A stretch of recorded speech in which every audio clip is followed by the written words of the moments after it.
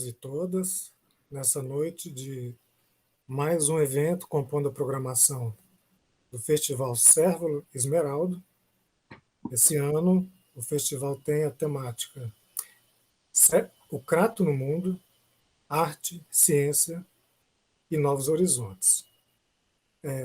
Meu nome é Fred Sidou, eu sou professor de escultura da Universidade Federal do Cariri e a nossa instituição, em parceria com o Instituto Cérvulo Esmeralda, se empenha em fazer mais uma vez esse evento, que é um marco importante, né, no objetivo de resgatar e firmar a memória de Cérvulo Esmeralda como um grande nome da escultura modernista, né, não só brasileira, mas com repercussão internacional, e pretendemos trazer aqui nesse evento, né, mais oportunidades para discutir a obra, para divulgar a obra, para envolver o público.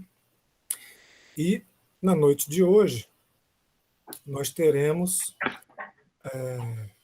o tema Os Excitáveis, a Escultura e o Corpo.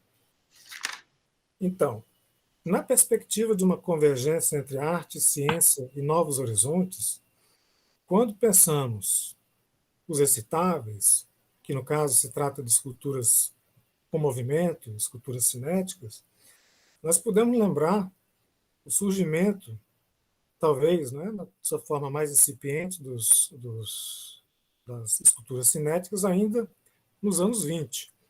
Bem, naquele momento, por uma ilustração que eu lembro aqui, por exemplo, né, na obra de Alexander Calder, esse movimento aparentemente poderia ser alguma coisa mais no sentido estético, né, ou de criação de um volume através do movimento que era dado à escultura. Bem, passados tantos anos, agora nos anos 60, com uma atualização do pensar, né, do movimento e das forças invisíveis, que são a força motriz de obras como a do Cérvulo, nesse segmento das obras cinéticas, os excitáveis, talvez já não seja apenas uma questão mais estética, e sim uma questão mais, por que não dizer mesmo, científica, uma vez que a atenção do artista, nesse momento, está voltada também para essa questão específica, né, das forças invisíveis e de um pensar científico que permeia essa elaboração. Para falar sobre essas obras muito peculiares, né, que atualizam essa forma de uma escultura cinética através da produção do mestre, nós trazemos aqui a presença do professor Mário Ramiro, né, que é um professor artista, ou melhor, artista, professor e pesquisador, em específico dessas obras do mestre Cérvulo, né, os excitáveis, e eu vou citar rapidamente uma passagem de um texto que Mário escreveu para um catálogo que trata da obra do artista. Os excitáveis de Cérvulo Esmeralda, objetos acionados pelo espectador, e estimulam os elementos internos da obra pelo atrito estático, marcam a contribuição desse artista ao movimento internacional da arte cinética por sua singularidade e invenção, pela ausência de um motor elétrico como fonte de movimento repetitivo e regular. Nos excitáveis, o corpo é o motor da obra. Eles são evidências artísticas de que os fenômenos que ocorrem no mundo físico têm a sua origem no mundo de dinâmica invisível. Nas palavras do próprio Cérvulo, não posso evitar de pensar nas forças invisíveis que, por minha intervenção, foram, de uma maneira ou de outra, alteradas. Continua Mário. Cérvulo adota uma atitude artística diante da ciência, quando pesquisa e trabalha com a energia latente dos fluidos imponderáveis e com o magnetismo. Então, eu acho que fica aqui um pouco ilustrado essa consolidação, né, de um pensar científico em torno do processo da obra, e não só no processo de sua feitura e de sua concepção, mas principalmente na forma como ela acontece. E aí a gente chega com uma outra novidade, não é? Que o professor Mário vai examinar essa questão, que é a performatividade na interação com a obra. Esse é um outro olhar muito peculiar que atualiza a compreensão da obra cinética, né? Talvez trazendo para um significado mais próprio desse nosso momento, né? Uma identificação da obra de escultura, já agregando, inclusive, essa consideração sobre uma performação ou uma performatividade, que vem a ser um dispositivo também na relação entre a obra e o público, no caso, um público interator. Né? Então, eu vou passar a palavra para o professor Ramiro, mas antes disso eu vou fazer uma breve apresentação do seu currículo. Mário Ramiro é artista multimídia, ex-integrante do grupo de intervenções urbanas 3 Nós 3. Sua produção reúne intervenções urbanas, redes telecomunicativas, esculturas, instalações, fotografia e arte sonora. É mestre em fotografia e novas mídias pela Escola Superior de Arte e Mídia de Colônia, na Alemanha, e doutor em artes visuais pela Universidade de São Paulo, onde trabalha como professor da Escola de Comunicação e Artes. Então, professor Mário, artista, pesquisador, com a palavra para que nós examinemos o tema: os excitáveis, a escultura e o corpo.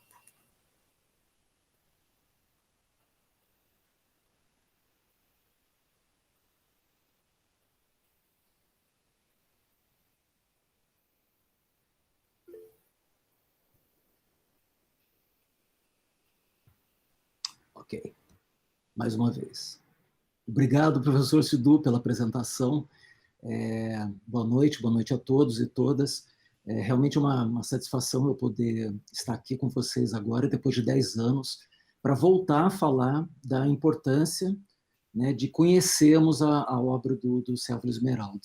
Porque esse estudo, na verdade, oferece para nós uma visão mais clara do protagonismo que muitos artistas brasileiros tiveram em relação à arte moderna e também à arte contemporânea. Então, esse esforço, né, em dar visibilidade para essa obra, que vem sendo conduzida aí com muita dedicação pela Dodora Guimarães, né, junto com críticos, historiadores, galeristas e curadores, né, do mundo todo. É um trabalho muito importante e a exposição que teve aqui em São Paulo em 2011 foi reveladora para muitos de nós, né, sobre essa extensão da obra desse artista, né, e a multiplicidade da sua produção ao longo de toda uma vida dedicada à arte. Né? Eu achei muito importante nessa exposição de 2011 o livro que foi publicado, né, por ocasião dessa exposição na Pinacoteca do Estado de São Paulo, porque ela mostra, pelo conjunto da obra, né, e pela leitura dos vários autores que contribuíram para esse livro também, o papel, né, o protagonismo do Sérgio Esmeralda, como Araci Amaral citou, né, o mais importante artista do Ceará, da arte experimental brasileira do século XX. Né?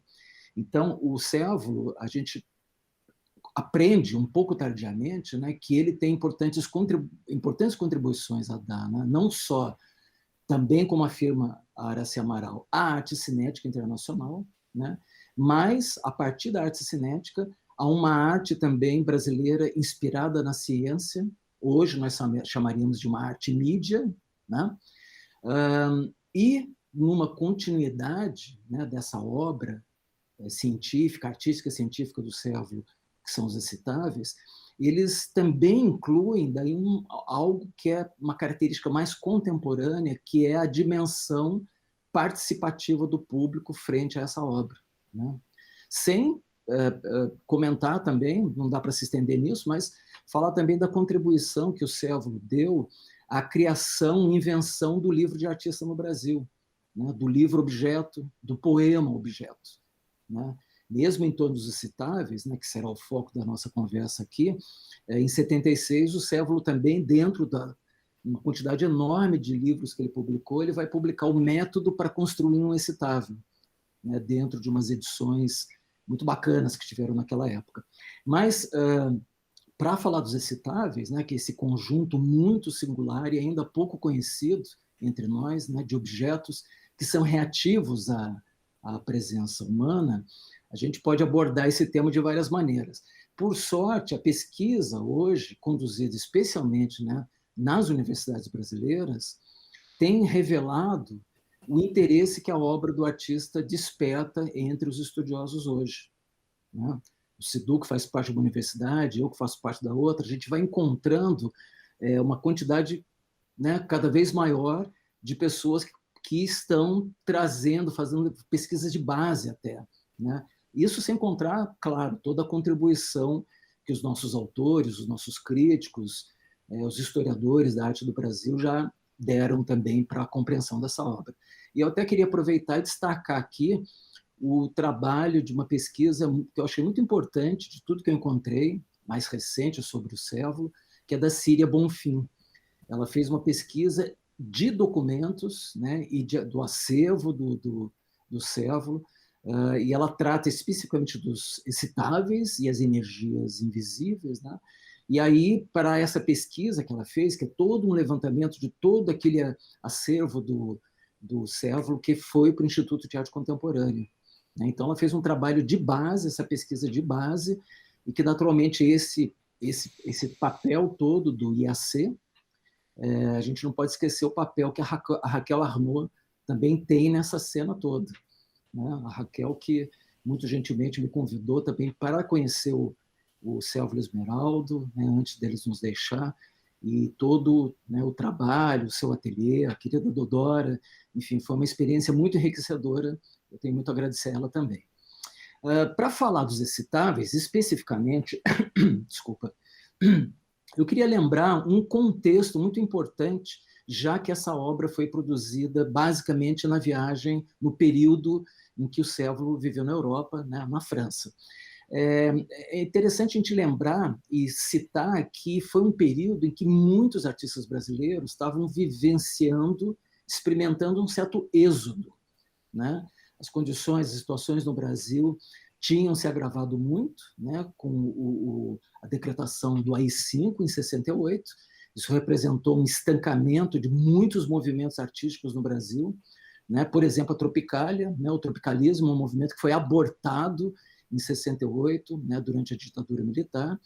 E, claro, não muitos artistas importantes da nossa cena saíram do país nesse período. O Sérvulo saiu bem antes, né, mas motivado muito pela busca de condições, né, de trabalho fora do Brasil. Ou seja, a gente percebe, esse estudo quem fez foi uma colega minha, a Daria Yairanchuk, falando desse êxodo dos brasileiros, né?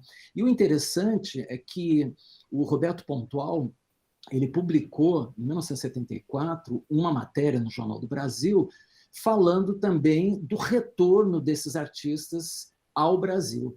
Eu vou só citar um trecho do que o Pontual falou, que é muito interessante para a gente ter uma base do que ele está tratando. Que, nos anos 50, houve uma abertura para que alguns artistas brasileiros tivessem a chance de se transferir para a Europa, né, assegurando ali um reconhecimento, como foi o caso do Almir Mavinier, a Mari Vieira, Sérgio Camargo, Arthur Luiz Pisa e o Sérvulo Esmeraldo, né?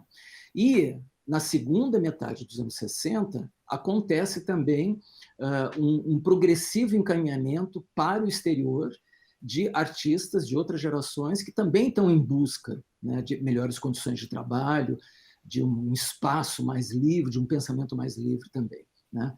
Então, a gente percebe que, a partir de um certo momento, o Roberto Pontual ele vai frisar que, a partir de um certo momento, as condições também desses artistas fora do país vão exigir que eles também retornassem para cá, né? Então, os artistas retornam, que foi o caso do Sérvulo Esmeraldo. A ida dele para a França faz com que ele tenha contato, então, com esse movimento, né, da arte cinética, e eu acho muito bacana a gente lembrar de que, em 62, ele já vai produzir um primeiro objeto animado, né, que é o chamado escriba, uma caixinha, né, com agulhas ali dentro, que são movimentadas por forças magnéticas, né? E a coisa ela lembra um pouco de um efeito mágico, porque você vê uma série de agulhas numa caixa, tem um pequeno ruído do movimento de um motor, e aquilo está dançando de uma maneira que a gente não entende exatamente como dentro daquela caixa, né? Como se fosse um pequeno universo misterioso do que está acontecendo ali dentro.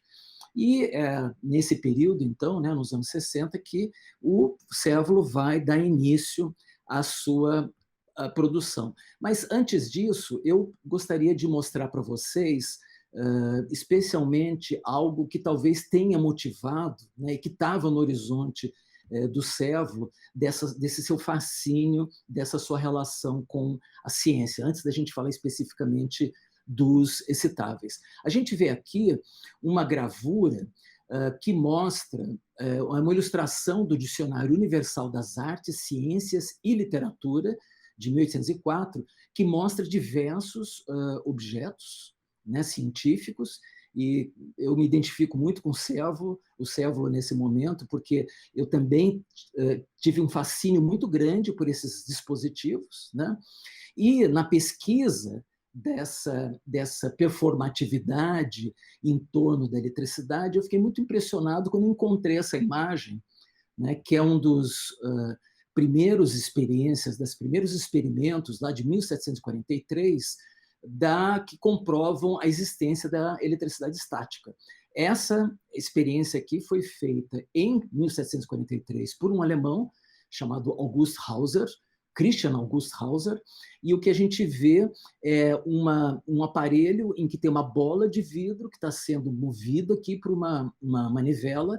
Uma pessoa coloca a mão sobre a bola, friccionando essa bola, né, gerando essa descarga que é passada para o corpo desse menino, que está pendurado em cordas de seda, e ele, então, tocando na mão aqui de um outro garoto que estava fazendo uma espécie de um fio terra, consegue fazer levitar os papéis na sua mão. Mais tarde, a gente vai ver o mesmo tipo de experimento, o experimento que foi conhecido como o experimento do garoto voador, né? Então, o Cévolo, quando ele publica o seu livro, praticamente né, uma espécie de um copyright assim, aberto, né?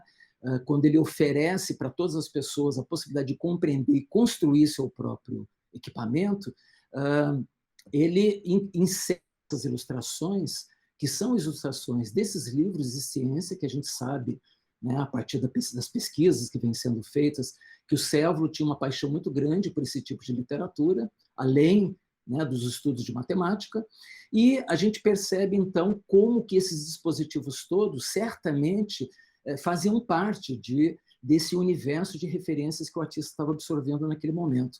Eu até quero mostrar uma imagem para vocês, muito curiosa. Isso aqui é uma ilustração que provavelmente retrata uma demonstração elétrica que um certo Benjamin Wilson fez em 1777 para o rei Jorge III na Inglaterra. Guardem essa imagem, porque vocês vão ver que ela tem uma semelhança muito curiosa com uma maquetinha, um projeto que o Cévolo Esmeraldo fez de uma estrutura gigantesca, né, de um excitável.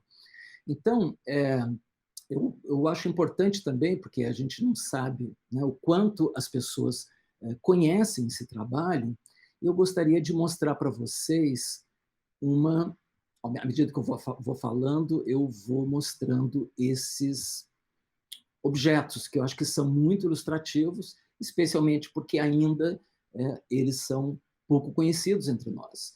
O Cévolo sempre colocava uma questão de que esses trabalhos eles tinham um problema de serem ativados aqui no Brasil, né, especialmente por conta de condições atmosféricas, sobre a qual eu vou falar, porque é muito instrutivo a gente entender também o pensamento do artista, né?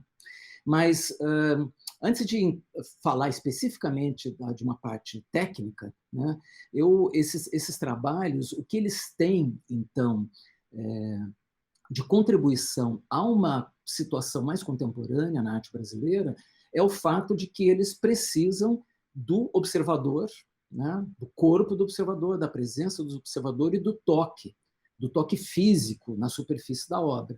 Uma vez que a gente está vendo aqui os primeiros excitáveis, né, de 1967, é uma numeração que o Cévolo fazia, essas imagens eu peguei do estudo da Síria, E aqui a gente vê um excitável de 1967, o segundo excitável de 67, né, uma caixa já de madeira recoberta por esse acrílico, com esses papéis internos, né, que, quando friccionados, quando a superfície é friccionada, eles vêm, são atraídos por esse fenômeno eletrostático.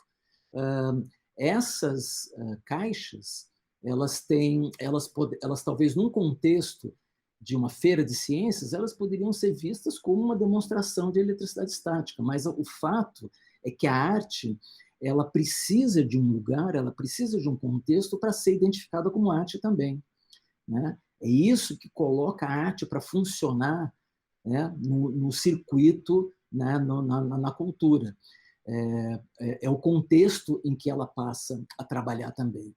Então, o Sèvolo teve a engenhosidade, né, de poder desenvolver uma série de configurações dessas obras, que é muito curioso, né, que essa produção tão importante desse artista acabou ficando cerca de 30 anos guardada, né, deixada lá no depósito do ateliê do artista Júlio Leparc, em Paris, né?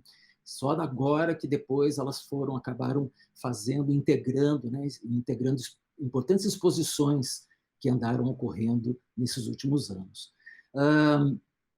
A ideia do primeiro excitável, é uma coisa bacana de lembrar aqui, ela vem de uma proposição, só um instantinho, ela vem de uma proposição do Sèvolo,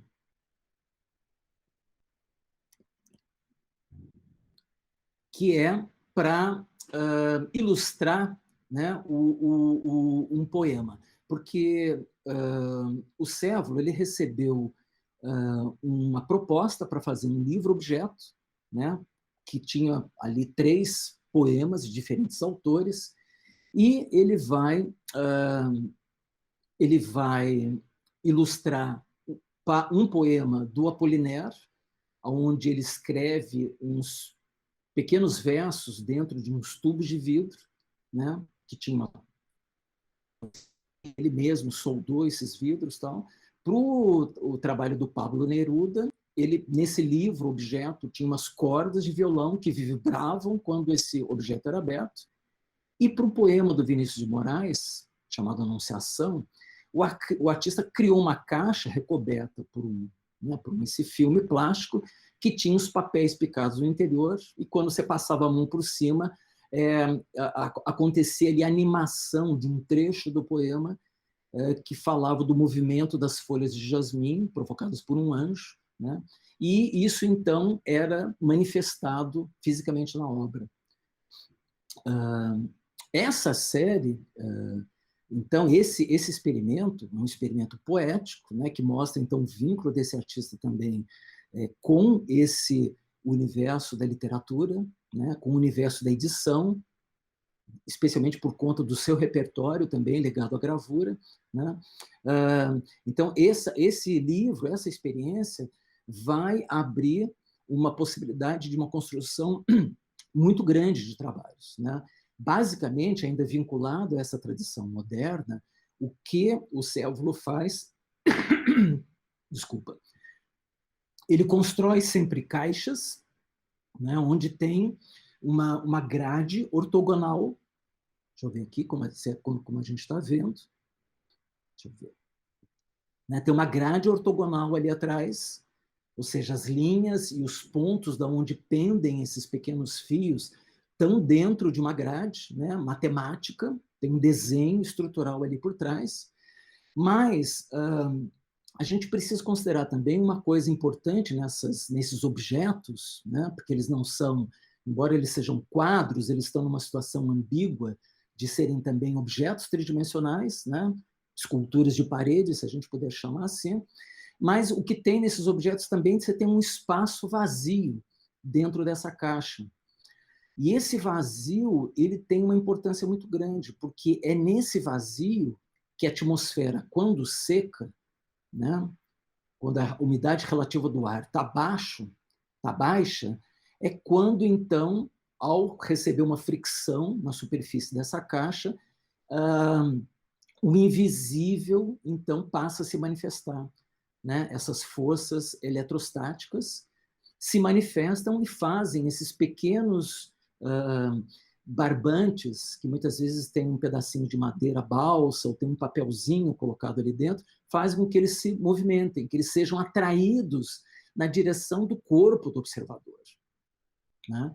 Então, o observador ele não está simplesmente aí, como em muitas outras obras do período, o observador ele não simplesmente aperta, liga e desliga um botão para né, para ativar um movimento elétrico na obra, né? O que o espectador faz é exatamente criar um campo de interação entre um corpo orgânico e um corpo inorgânico, né? Um corpo vivo e um corpo, digamos assim, inanimado, que, pelas condições físicas e atmosféricas, entram em simpatia, né? O movimento, a minha ação do meu corpo sobre esse objeto provoca, então, essa desordem daquela estrutura ortogonal. Essa imagem é muito ilustrativa disso, porque mostra exatamente como uma certa grade acaba passando, acaba sofrendo a interferência do maravilhoso, né? Do inesperado, porque nunca as coisas acontecem da mesma forma, né? Vejam vocês aqui, se vocês têm em mente ainda aquela imagem que eu mostrei da experiência feita na Inglaterra, aqui a gente tem uma pequena maquete, né? Uma maquete de um túnel eletrostático, né? Que estava lá nos arquivos do Cérvulo Esmeraldo, que mostrava que ele também, ao menos, havia projetado já a possibilidade de você ter esse objeto, essa escultura de parede, né? Como ocupando mesmo um espaço instalativo, né? Então, o artista deixa para nós, os herdeiros agora da sua obra, né, essas possibilidades de antever esse lugar, esse campo de interações entre o espectador e a obra. Então, aqui uma dessas primeiras bandejas, que são os trabalhos mais antigos, né, são os proto-excitáveis, se a gente puder chamar assim, que são bandejas de alimento. O Cérvulo aplicava diversos fundos coloridos, né, e diversos tipos de papéis, no caso dessas pequenas bandejas, né, para demonstrar essa ação desse fenômeno. E eu acho que essa imagem também é muito boa, porque toda fotografia de um excitável, na verdade, precisa ter a presença de um corpo, porque senão eu considero a fotografia também incompleta. É um documento incompleto, uma vez que a obra, na sua totalidade, ela só se manifesta com a presença do espectador. Então, o espectador, como disse o Frederico Moraes, o corpo é o motor da obra. Então, não há como você documentar um excitável apenas pela sua dimensão material, como objeto de arte. A gente entende que isso está muito dentro de uma esfera especialmente ligada ao mercado, né? As coleções, a todo esse sistema. Mas, do ponto de vista da arte, né, e daquilo que interessa a filosofia da obra, é muito importante sempre a gente ter esse elemento que provoca essa desordem interna na obra, ou a reorganização da obra, que é o próprio observador, né? Eu acho curioso também, dentro de toda essa ortogonalidade, né, esses quadrados, esses losangos, toda essa estrutura, tem um excitável que foge dessa linha, né? Esse excitável ele é quase figurativo, ele praticamente faz até uma espécie de uma paródia, né, com o título da obra, lembrando exatamente, né, a ideia de uma excitação sexual também. Vocês me desculpem se eu estiver vendo figuras nas nuvens, mas parece explícito, né, qual é o desenho dessa obra que se contrapõe à grande maioria, né, dessas estruturas das obras que apresentam essas estruturas ortogonais. Então, desse trabalho, né, que iniciado lá nos anos 60, chama muito a atenção essa qualidade intangível, né, virtual, como a gente diria hoje, né, desse fluido invisível presente nesses dispositivos, né? O próprio Cévolo declarou, né, abre aspas para ele, nós nos aproximamos, tocamos os elementos que se eriçam, sentimos a presença do fluido. Né? Então, os excitáveis são essas demonstrações, como o Sidhu aí comentou, um trecho ali do que eu tinha escrito, são essas demonstrações de que tudo aquilo que se manifesta no mundo material tem também a sua origem no mundo invisível. Né? Para uma civilização materialista em excesso como a nossa, esses trabalhos, de uma certa forma, evocam, né, uma possibilidade de a gente fazer uma releitura, uma reinterpretação do que seria o espiritual na arte. Né? Não querendo aqui agora levar a discussão para esse campo, mas o Cévolo falava também de energia latente, né? Desses fluidos imponderáveis, daquilo que a gente consegue descrever no campo da ciência, mas que no campo da arte eles excitam também a nossa imaginação, a nossa fabulação. Né? São trabalhos que nos permitem pensar também na esfera imaterial e invisível do mundo, porque a gente não compreende o invisível. Né? Quando a gente se lembra que o invisível existe? Quando você entra num túnel de metrô e tem aquele vento do trem que está chegando? Ou quando você está na praia e começa a ventar assustadoramente, aí você vê que as folhas estão mexendo, que a areia está se mexendo, é aí que a gente percebe o invisível? Quer dizer, a obra de arte, né, que sempre navega num rio, onde numa margem a gente tem a ciência, e na outra margem a gente tem a fantasia, né, a gente tem o símbolo, né, os significados construídos a partir dessas coisas, nesse terreno, a arte nos oferece exatamente a possibilidade de fazer uma leitura do mundo que não seja só baseada nos valores do nosso tempo presente. Né? Então, muito vem sendo... quer dizer, eu já tinha destacado antes como que nesse caminho os excitáveis eles vão de encontro a uma afirmação do Frederico Moraes. Frederico Moraes uma vez falou que a arte cinética representa uma etapa da desmaterialização da obra, né? Quando o artista trabalha com luz e imagens em metamorfose, disse ele. Né? E a gente poderia complementar aqui, quando o artista também trabalha com o puro campo eletromagnético. Né? Então, no trabalho material do Cévolo Esmeraldo, existe não só a necessidade desse corpo do observador, mas existe ali também um acontecimento, a gente poderia chamar uma ação performativa do objeto, né? Performance não é do observador. Né? O observador, performance normalmente está ligada à ideia ela está no corpo do artista. Né? O observador ele é convidado a ativar a obra, né? Como motor, como falou Frederico Moraes.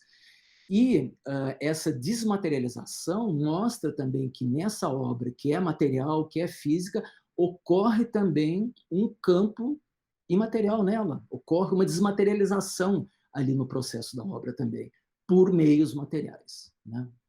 Então, muito vem sendo dito, né, sobre as muitas formas de interatividade entre o público e a obra de arte, mas o fato é que os excitáveis, a participação do público é responsável por manifestar no trabalho essa força latente, essa força invisível. Né? O trabalho realmente exige do público um gesto que não é só friccionar a superfície da caixa, mas é emprestar também uma energia latente, né? E verificar, com isso ele consegue verificar, o público consegue verificar como que um gesto do seu corpo induz um movimento no mundo material também. Né? Então, é aí que o fascínio que essa obra desperta é a gente poder perceber como é que o público torna-se um agente de uma ação à distância sobre a matéria, né? Porque ele não toca nos elementos internos que estão na caixa. Né? É uma espécie de uma, né, telecinesia, como já foi dito. Né? Então, é curioso né? Já foi dito, já foi escrito pelos outros estudiosos da obra do Sérvulo, foi feita uma observação sobre o que o Mário Pedrosa escreveu nos anos 60 sobre o anacronismo daquela restrição que existe nos museus sobre não tocar, né? Porque obras como de Hélio Oiticica, de Lígia Clark e de Sérvulo Esmeraldo, ou seja, bichos, parangolés e excitáveis, só se complementam quando são manipulados, quando são vestidos, quando são tocados pelo público, né? É nesse sentido, então, que a gente tem essa obra onde o público é o motor do acontecimento. Se vocês me permitem, eu queria só mostrar... Desculpa, caiu aqui a minha apresentação. Deixa eu só mostrar algo que eu acho bem curioso da gente poder ver aqui, especialmente esse primeiro excitável, que é o que eu acho que compete muito a gente poder falar dele aqui. Tá aqui, olha. Ele escapou da minha apresentação naquela outra hora.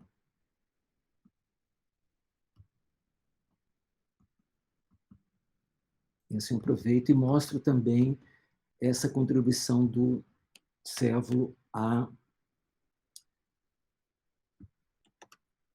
ao livro de artista, que são coisas, ou o que a gente poderia chamar de livro-objeto, né? São coisas realmente que a gente conhece muito pouco, especialmente aqui no Brasil. Vamos ver. Então, o que vocês estão vendo, eu não queria deixar de mostrar, né, esse que é considerado, então, o primeiro excitável,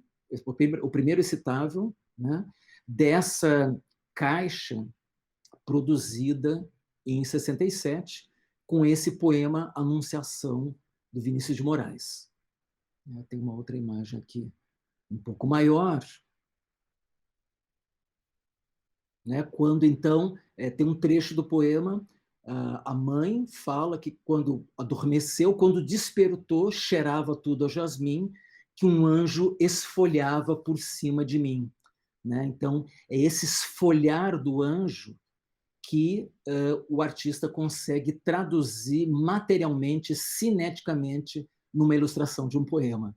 Então, realmente, a gente está vendo um salto, né, imaginativo poderoso, né, nessa obra do Sérvulo Esmeraldo. Aqui também estão os poemas dentro de tubo, né, que é essa construção curiosíssima, né, que unifica papel com vidro, basicamente é isso, né, e espacializa o poema no espaço e nas mãos de quem o lê. Eu acho curioso também que esses pequenos elementos presentes nos excitáveis, eles também já vinham aparecendo numa série de pinturas que o El Sérvulo também tem, de 1966. Né? São uma série de telas, né, de óleo sobre tela ou óleo sobre painel, em que a gente também vê, ainda dentro da tradição mais, né, da tradição moderna, desse geometrismo, né, dessa abstração geométrica, digamos, que marcou muito toda essa geração, a gente vê ainda o flerte dele com esses elementos no mesmo momento em que ele já está gestando esses excitáveis. Né? Eu achei muito bacana, num catálogo de uma exposição que teve, se não me engano, em Basel, onde tem esse registro da abertura de uma exposição do Sérvulo. A gente vê aqui ao fundo, muito mal nessas fotografias, mas a gente vê diversas caixas, diversos excitáveis ali atrás, né? E aqui uma outra foto bacana também do artista com alguns excitáveis e ainda o modelo de um objeto, né? De uma escultura desse espectro de invenções, né, que o artista criava. Achei muito curioso. O Sérvulo ele até procurou mesmo patentear, como vocês podem ver aqui, uma coisa muito curiosa, uma invenção. Né? Realmente ele levou a umas certas consequências a ideia do artista inventor, do artista cientista, do artista pesquisador, inventando um dispositivo aí econômico para você botar o lixo, né? Então, eu acho, para encerrando essa fala, para a gente poder conversar um pouco, queria chamar a atenção, então, não só para essa característica singular dos excitáveis, mas também para uma personalidade que hoje a gente chamaria de multimídia, não é? O cara era gravurista, produziu livros de artista, produziu uma obra cinética, que é uma grande contribuição, que a gente, né, vários dos críticos, entre eles Araci Amaral, enfim, todos os que escreveram sobre o Céfalo, muitos notam o quanto a presença de artistas brasileiros para o movimento da arte cinética internacional, o quanto isso ainda é pouco revisto, né? A ênfase sempre é muito mais de artistas europeus e norte-americanos, e a gente vê, então, uma personalidade que é assim, multifacetada, né? Com uma pessoa que abria muitas janelas, trazendo muitas surpresas para nós. É isso.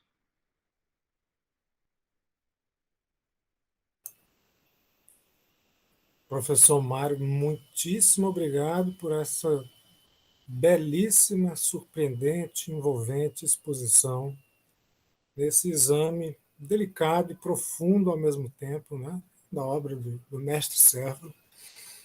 E eu teria, a partir de agora, a considerar algumas das questões e dos aspectos que foram trazidos à luz da importância desse trabalho, né, para o contexto, não só, claro, da divulgação da obra do artista, mas o quanto isso impacta, o quanto isso é significativo num contexto, agora eu vou trazer mais para o contexto específico de uma licenciatura, por exemplo, né, como é o caso do nosso curso de artes da Universidade Regional do Cariri, em Crato, terra do mestre Cérvulo, né?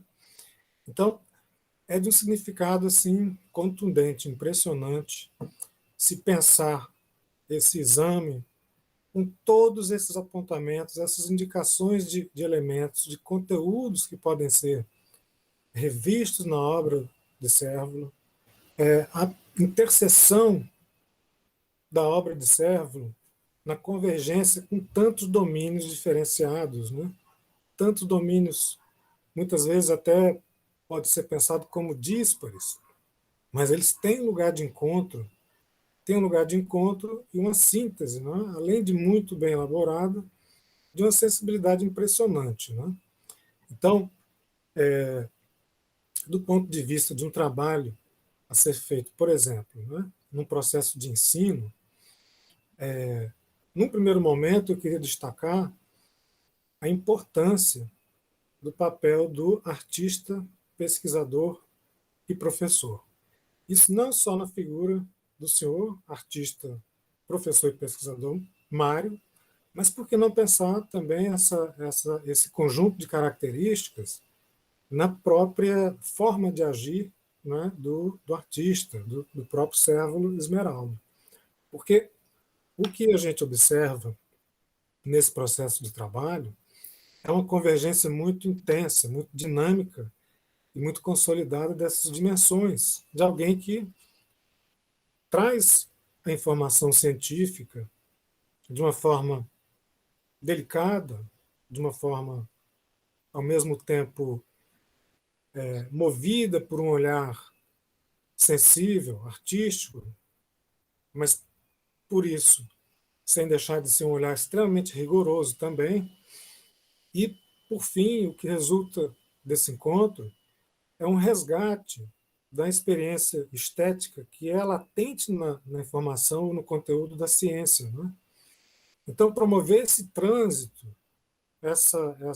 esse encontro, né? Essa transição, esse resgate do conteúdo estético e poético dentro do repertório científico, é uma coisa fantástica, que eu acho que são poucos os exemplos, né, que fazem, ou que fizeram, pelo menos no tempo em que Cérvulo teve a sua pesquisa, a sua produção, talvez pouquíssimos tivessem feito esse resgate, né, de uma forma tão precisa, tão aprofundada, como fez Cérvulo, né? Então, pensando, por exemplo, aí o papel de uma licenciatura no contexto de origem, né, na terra de Cérvulo Esmeraldo, em que nós podemos pensar, além do lugar de onde ele surge, né, de todos os contextos que influenciaram também a sensibilidade do artista, nós podemos pensar no valor que essa informação tem como um potencial, no mínimo, né, para usar alguns termos assim de uma pedagogia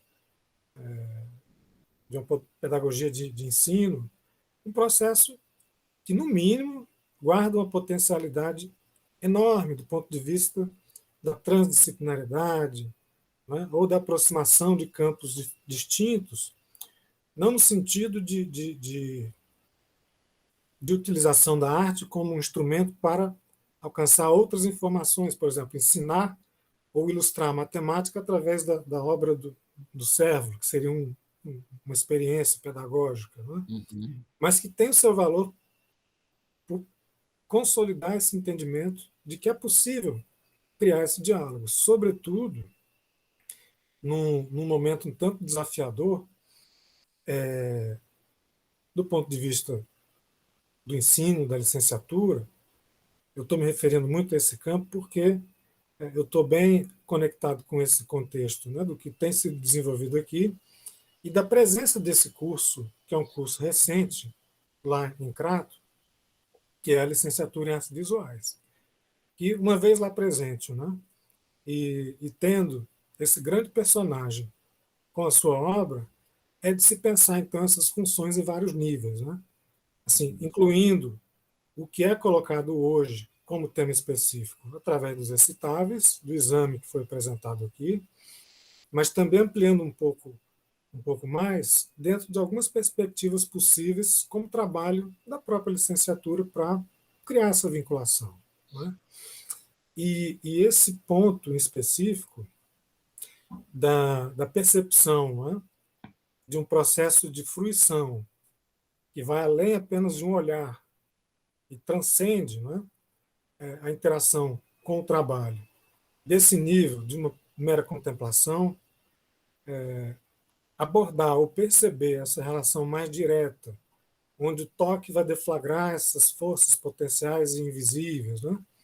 Isso mescla de uma forma muito equilibrada essa magia de se perceber, né, de ativar a imaginação na compreensão do que são essas forças para que a obra possa acontecer. Então, falando, né, assim, a partir de um interesse muito específico, em que esse conhecimento, esse conteúdo, ele possa adquirir uma consistência maior, não é, no trabalho de um curso de licenciatura, cumprindo a finalidade institucional, né, da presença desse curso em Crato, e, ao mesmo tempo, promovendo a memória, né, e a presença do artista no seu local, né, local do seu desejo, local da sua inspiração, né, paisagem que guarda algumas de suas obras que estão lá e que vão estar representadas novamente, né, em trabalhos que vão ser expostos agora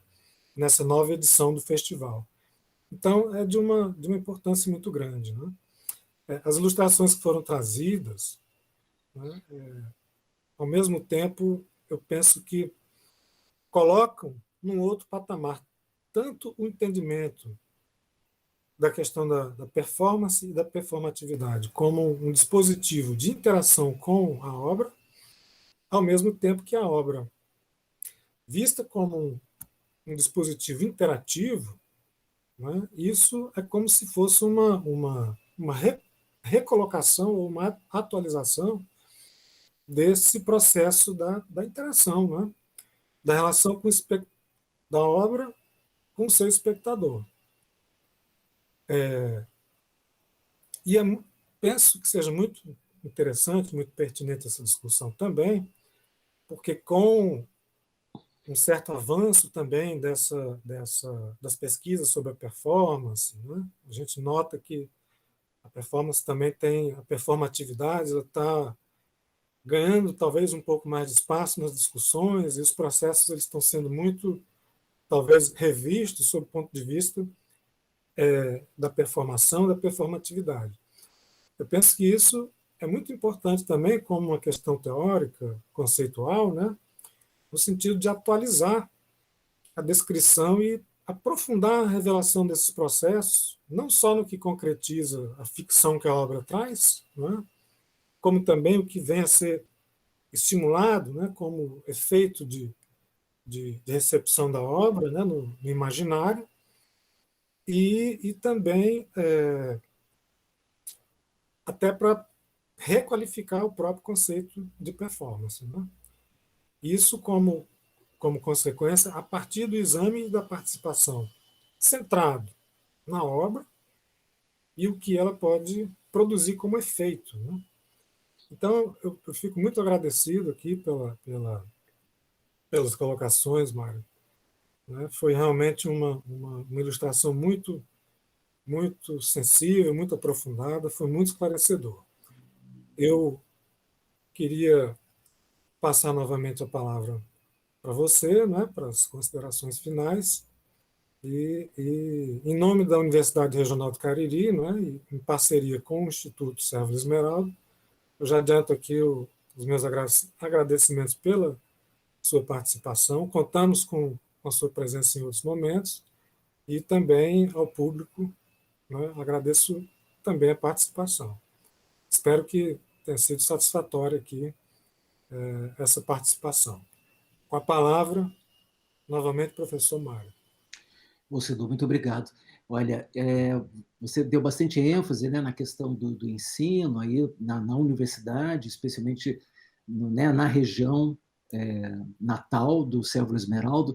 Acho que uma coisa muito bacana, rapaz, para fazer, especialmente você que também é da área de escultura, seria propor, pegar aquele manual que o Sérvulo criou, né, essas instruções sobre como construir um excitável, acho que seria bacana fazer uma pequena reedição pirata desse livro de artista, porque o Sérvulo, quando ele fez isso, é incrível. Quando eu li sobre isso pela primeira vez, eu fiquei muito impressionado de ver que ele teve uma atitude com o Santos Dumont, que era realmente um inventor, não é? E quando eu tive a oportunidade de ver ainda no antigo Museu da Aeronáutica aqui em São Paulo, os estudos do Santos Dumont pareciam esculturas, né? Aqueles bambus esticados com lona parafinada, era um negócio muito impressionante. E o Santos Dumont, quando ele inventou o Demoiselle, que era um avião para uma pessoa, o que ele faz? Ele publica na Mecânica Popular o esquema todo de construção do Demoiselle. É o que a gente chamaria hoje de programa de código aberto, entendeu? O Sérvulo, quando escreveu em 76, ele estava oferecendo a todas as pessoas, ao público, né, a possibilidade de poder se apropriar, né, daquele conhecimento que ele desenvolveu e chegar a construir o seu próprio excitável. O caderninho é lindo, né? Eu não tive a oportunidade de mostrar aqui, porque a gente tem pouco tempo, mas é um caderno super bacana, né? Tá todo em francês. Eu sugiro aí para o pessoal do festival que seria uma iniciativa muito bacana fazer uma tradução desse caderno e fazer uma edição nova dele, especialmente tendo em vista essa aplicação no estudo da escultura, porque daí realmente, como você falou, você pode juntar, né, o trabalho se torna um ponto de convergência de questões da ciência, de questões da espiritualidade, de questões de magia, né, de uma visão mágica do mundo, enfim, eu acho que pode ser muito interessante. Além do que, né, toda a pesquisa, né, você também deu exemplo, né, a pesquisa matemática dele, tem muitos desenhos em que ele fica tentando traduzir número de telefone da agenda dele para curvas. É um negócio fantástico. Então, assim, a viagem do artista, a pegada do artista pode ser apreendida e comunicada, né? Essa é uma das coisas que a gente pode fazer como sendo professor. Mas eu agradeço vocês bastante também pelo convite e muito obrigado aí pelo nosso público acompanhando essa transmissão. Até a próxima. O Sérvulo Esmeralda Digo sempre que foi uma criança brincando, inventando, vendo o mundo como um laboratório e experimentando tudo que tinha à vista. O Sérvulo teve a sorte de nascer numa região muito bonita. Ele costumava dizer que quando ele saiu do Crato, ele saiu pronto para o mundo. Em São Paulo, em Paris, ele aprendeu técnicas, mas a linguagem ele trouxe do Crato.